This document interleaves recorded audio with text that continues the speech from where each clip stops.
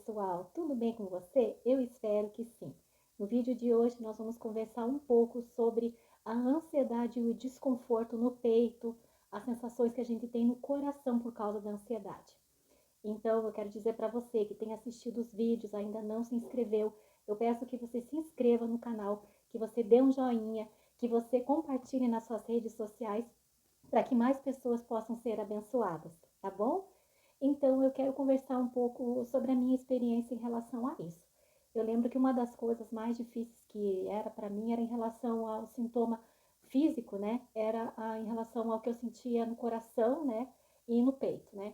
Eu tinha assim uma sensação muito forte, como se tivesse alguém assim sentado no meu peito, como se tivesse um peso aqui, sabe, me apertando. E quando eu não tinha esse peso, essa sensação, e como se tivesse mesmo, sabe, aquilo, alguma coisa assim segurando e apertando você por dentro, eu tinha as sensações relacionadas ao coração, que era tipo, meu coração acelerava do nada, ou eu ficava medindo assim direto. Teve uma época assim que eu passava o tempo que eu podia, eu ficava contando os meus batimentos cardíacos, eu ficava aferindo a minha pressão arterial para ver quanto que estava. Então, muitas coisas, meu coração assim, eu tinha a sensação às vezes que ele não estava batendo direito, ou que ele batia descompassado. E teve uma circunstância assim que eu vou compartilhar com vocês, porque eu sei que algumas pessoas até vão se identificar, e eu peço que aquelas que se identificarem, que vocês, né, possam assim comentar, né, nesse vídeo o que vocês sentem, se vocês já sentiram o que eu senti, ou o que vocês sentem, e se vocês já superaram isso, né? E porque antes de eu falar disso que eu passei, uma coisa que me deixava muito assustada na ansiedade era que, por exemplo, os sintomas eles mudavam, né? Então, por exemplo, uma época eu tinha tontura, aí a tontura sumia. Eu falava, não, agora, né, as coisas, né, estão ficando bem. De repente, eu aparecia a visão embaçada junto com a mão suando. Aí eu já não entendia mais nada. Daí eu ficava super assustada e eu não sei vocês, gente, mas a pessoa que tem ansiedade, que ela sofre qualquer tipo de transtorno relacionado à ansiedade, ADP, DR, agora a fobia, até a fobia social, eu lembro que eu tinha uma reação muito extrema a qualquer estímulo, né? Fosse bom ou fosse ruim. Eu vou explicar para vocês isso. Até eu ia falar, né, do negócio do coração, mas eu já falo, mas eu acho que eu acredito que eu tenho que falar isso com vocês. Então, assim, até coisas boas quando aconteciam, coisas que eu estava esperando, surpresas agradáveis, alguma coisa que eu estava muito esperando que acontecesse, às vezes não só comigo, mas com outra pessoa, quando aquilo acontecia, eu não conseguia curtir aquele momento, aproveitar. Parecia que tudo se resumia a medo. Na minha cabeça vinha que tinha acontecido uma coisa boa, que agora ia acontecer uma coisa ruim. Então, daí vinham as sensações de novo, e aquilo parecia uma espiral que não tinha mais fim, e aquilo ia aumentando, aumentando, aumentando. Então, assim, e eu lembro assim que não era só em relação a coisas ruins, porque às vezes eu escuto as pessoas dizendo, mas não é assim com a pessoa que ela tem ansiedade, ela não fica condicionada a coisas ruins mexerem com ela. As coisas muito boas também. Parece que a gente quer viver assim numa coisa de equilíbrio, que não aconteça nada. A gente não quer que aconteça nada, a gente quer viver numa linha reta, assim. Só que a vida não é assim, não funciona desse jeito, né? São altos e baixos para qualquer pessoa que tem ansiedade ou que não tem ansiedade. Tem dias bons, tem dias ruins, tem dias que a gente acorda bem, tem dias que a gente não acorda tão bem, né? Então, isso que eu quero, assim, comentar nesse vídeo com vocês hoje, que eu entendo que, às vezes, muitas vezes, até as coisas boas assustam as pessoas que sofrem de ansiedade, né? E, às vezes, geram até crises.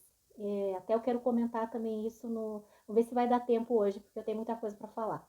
Então, em relação ao coração, eu lembro que eu comecei a sentir, foi muito assustador, porque eu sentia dor, né, do lado esquerdo. E, claro, o que você pensa? Que é a dor do lado esquerdo, que é problema no seu coração. Se fosse, sei lá, no lado direito, talvez eu não ficaria tão assustada como eu fiquei. Mas eu lembro que essa dor era uma dor contínua e que às vezes ela parecia que ela ficava muito forte. O que acontecia? Quando a dor aumentava, eu não respirava direito, né? Só que naquela época eu não entendia isso, né? Daí o que acontecia? Aparecia falta de ar, mas porque eu não estava respirando direito, porque eu estava nervosa, agitada. Aí minha visão embaçava. aí eu tinha crise de DP, aí eu tinha DR, sabe? E virava uma bola de neve e parecia que aquela dor não saía. E foi uma dor, aquela horas, dias, semanas. O que aconteceu? Deu uns dias que a dor não passava, gente, por Deus do céu. O que eu fiz? Eu comecei a ficar tão agoniada com aquela dor, tão agoniada, com tanto medo, e eu tinha medo de falar para as pessoas o que eu estava sentindo, e de que ter que ir no médico, eu tinha medo de tudo. Eu tinha medo de ir no hospital, eu tinha medo de ir no médico, eu tinha medo de fazer exame, eu tinha medo de remédio e tudo mais. Aliás, muitas pessoas aqui no canal me perguntam, né, se eu tomei medicação. Eu não tomei medicação para ficar curada da ansiedade, tá? Não fiz tratamento medicamentoso, tá bom? E o que aconteceu? Eu lembro que eu comecei a me beliscar do lado direito do peito para que eu sentisse dor do lado direito, para ver se eu não ia sentir tanto a do lado esquerdo. Sabe, às vezes quando eu penso que eu fiz isso, eu fico pensando que eu estava no extremo já, assim, de você querer se ver livre de uma coisa, você não sabia como, né? E naquela época eu não tinha ideia de como sair daquilo ainda. E eu lembro que eu belisquei, belisquei, belisquei. Aí eu vi que o negócio não passava, e eu falei com a minha mãe, eu lembro na época, e ela falou com a cardiologista que atendia ela. Na época a gente pagou uma consulta particular para ela poder me atender. E eu lembro que ela foi me examinar, né? E ela viu as manchas roxas do lado direito, de eu ter tanto me beliscado. E eu lembro que ela perguntou para mim o que tinha acontecido. E eu comecei a chorar, desesperada. Eu falei para ela que era porque meu lado esquerdo estava doendo, eu achava que era o coração e eu queria me ver livre daquela dor, eu não sabia como. Então eu decidi beliscar do lado direito para ver se eu sentia dor desse lado e saía aquela agonia, aquele medo e aquela dor diminuísse de alguma maneira. E eu lembro que ela ficou me olhando e não falou nada, me examinou. E ela falou, e me disse, me perguntou do que eu tinha medo e tudo mais, né? Ela pediu uma porção de exames, porque apesar dela no exame assim que ela fez clínico, ela não ter assim ouvido nem visto nada, ela disse que para me acalmar, ela ia pedir uma porção de, né, de exames. E ela conversou comigo, ela disse, eu lembro que ela falou bem assim, Stella, quando uma pessoa ela tá tendo um ataque cardíaco, que é o que você, né, acha que você tá tendo com essa dor, tal, a dor ela começa a aumentar de uma forma tão incrível, ela é tão forte, e me explicou outras coisas que a pessoa sente, que não é só a dor no peito, né? E eu lembro que aquilo assim me deixou assim mais confusa. Eu falei, meu Deus, se não é isso, o que é então, né? Eu lembro que eu fiz os exames e graças a Deus, né, não deu nada, graças a Deus não tinha nada no coração. Mas o que eu tô comentando isso com vocês? Que meu coração disparava, gente. Isso é real, né? As pessoas acham que na ansiedade a gente tá de frescura, que a gente tá inventando, que isso não é nada, vai lá e faz. Não, não funciona desse jeito. A sensação, o sintoma, ele é tão forte, tão desesperador, essa palavra certa, tão desesperador, que trava, ele te trava. Eu lembro que eu sentia que aquilo era mais forte do que eu mesma, né? Que aquele medo, que aquele pavor, que aquela coisa que eu estava sentindo era tão grande, era tão esmagadora, que ela me deixava tão acuada que eu não conseguia me mover um milímetro. E eu lembro que quando eu estava passando por tudo aquilo, eu me via presa, né, numa prisão que não existia, né? Eu estava presa numa prisão que não tinha chave, a porta estava aberta, janela aberta, né? Se fosse pensar assim, mas eu não tinha coragem de sair dali. Então eu entendo quando as pessoas contam, me procuram, o que elas sentem, eu sei do que você está falando. Por isso que eu peço que você deixe teu comentário, né? Se você achar necessário, quiser falar comigo, meu e-mail está na descrição do vídeo, pode me procurar, me passa o teu WhatsApp, eu entro em contato com você. Eu não deixo ninguém sem resposta, então pode me procurar e para você saber que tem jeito sim de sair disso tudo, né? Eu sei que às vezes você pode estar se sentindo é, sem direção, sem saber o que fazer. E muitas vezes as pessoas, até as pessoas que são cristãs, quando passam por isso, se culpam muito, né? Porque eu já era cristã na época e eu ouvi muito que era a falta de fé, que eu estava tendo fé na coisa do lado errado, que eu não estava firme com Deus, né? Eu escutei muitas coisas, né? Que até se não estava em pecado, se não estava isso, se não estava aquilo. E eu lembro que eu sofria muito, né? Eu me autoflagelava procurando coisas erradas em mim, né? E pedindo perdão. E eu lembro que, né, naquela época, quando eu não sabia ainda, não entendia tudo aquilo que estava acontecendo, e hoje eu vejo de uma maneira bem diferente, eu culpava a Deus, né? Então, muitas pessoas que eu converso né, estão culpando Deus daquilo que elas estão passando, né? Então, se isso está falando com você, né, que você saiba que Deus não colocou isso em você. Deus não colocou ansiedade, medo em você. Ele não te deu espírito de medo, ele te deu um espírito de amor, de poder e de uma mente sadia, equilibrada, não doente. Então, se ele fala na palavra dele que é isso que ele te dá, é isso que ele te dá, né? Então, não é ele, não é ele. Eu lembro que a primeira crise que eu tive de despersonalização era a primeira vez mesmo, eu me lembrei depois, a sensação era muito pequena, sei lá, 4, 5 anos. Quando se falava de alguns assuntos, eu parecia que eu me desconectava naqueles momentos da realidade, vinha um medo tão grande, parecia que eu desconectava da realidade, das pessoas, as vozes delas começavam a ficar baixas e parecia que eu estava vivendo um filme, e tudo em slow motion, né? Então, assim, é uma coisa que eu penso, né? Então, alguma coisa desencadeia o que você está passando, né? A outra, quem assistiu o primeiro vídeo que eu fiz, eu falei quando eu tive a primeira real crise, assim, que durou, né, mais tempo, que foi quando eu fui no Rio Grande do Sul com a minha irmã, pela primeira vez fiz uma viagem sozinha e estava maravilhosa a viagem, eu estava na casa de uma das minhas primas no jantar, e eu lembro quando desconectou da realidade, as vozes começaram a abaixar, eu parecia que aquilo tudo era um filme e que eu estava assistindo de longe aquilo, e eu não estava numa situação ruim. Mas hoje eu paro para pensar o que aconteceu. Foi demais tudo aquilo para mim. Eu era muito nova, né? Eu viajei de ônibus sozinha, né, de Curitiba para o Rio Grande do Sul com a minha irmã. Então eu era responsável por mim e por ela.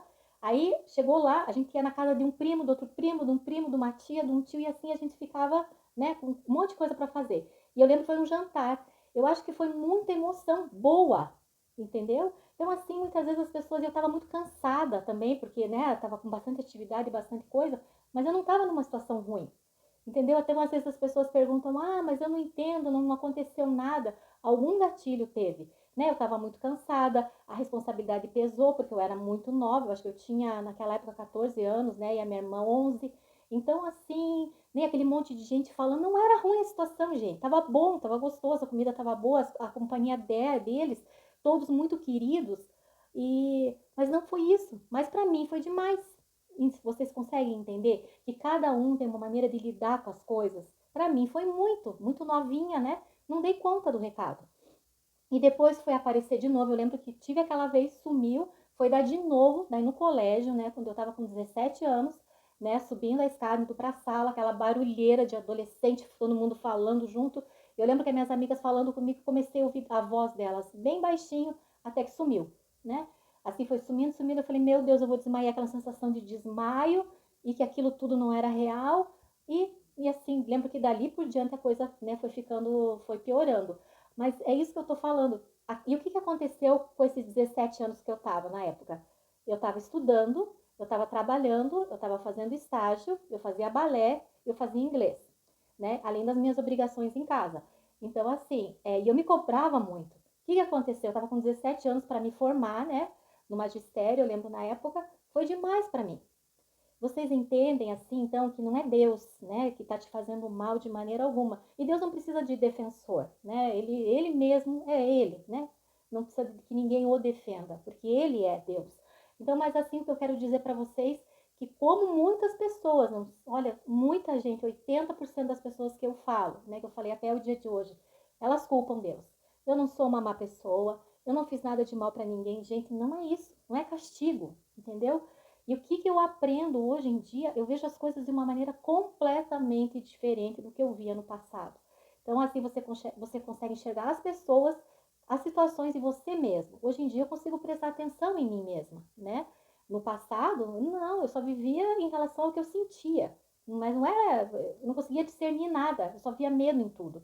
Então, em relação ao que eu sentia né, o desconforto no peito e tudo mais, era uma coisa assim que me deixava acuada.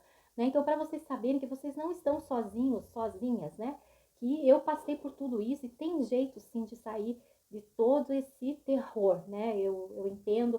Eu peço que nesse vídeo vocês comentem, sabe? Compartilhem. E muitas pessoas também falam que sentem assim como se tivesse esmagando, né, o peito. Eu já ouvi pessoa falar, assim, mas eu sinto assim uma pressão como se tivesse assim me esmagando. Eu também sentia isso, tá bom? Então, eu vou parar por aqui, porque senão o vídeo vai ficar muito extenso. Eu quero ler 2 versículos com vocês, tá bom? O Senhor te abençoe e te guarde. O Senhor faça resplandecer o seu rosto sobre ti e tenha misericórdia de ti. O Senhor sobre ti levante o seu rosto e te dê a paz. Número 6, do 24 ao 26. 3 versículos, né? Então, assim, eu escolhi esse versículo porque te dê a paz. Porque uma pessoa ansiosa, ela tem tudo, menos paz, né? Então, que o Senhor te abençoe, te guarde, que seja esse vídeo seja um marco na sua vida, né? Que você se encontre com o Senhor, saiba que Ele tem, o que Ele tem para você. É uma vida, né? De uma saúde mental equilibrada, tá bom? Que Deus te abençoe e até a próxima.